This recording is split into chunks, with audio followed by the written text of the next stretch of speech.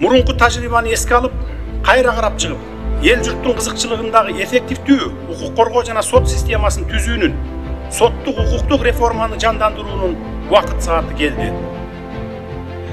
Коомдук өнүгүүнүн талап муктаждыктарын чагылдырган мыкты, төгөрөгү төп келген мыйзамдардын болушу укук коргоо жана сот системасынын эффективдүү иштешинин маанилүү шарты.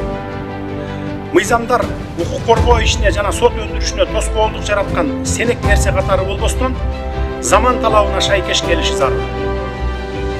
Андыктан мыйзамдарды сапаттуу, жаңыртуу жана өркүндөтүү боюнча иштер төмөндөгүдөй негизги этаптарды камтышы керек деп ойлоймун. Биринчи этап — тергөө жана сот өндүрүшү маселелерин жөнгө салган мыйзамдардын учурдагы абалына баа берүү. Алардын негизги карама-каршылыктарын жана өркүндөтүүнүн баштапкы пункттарын аныктоо.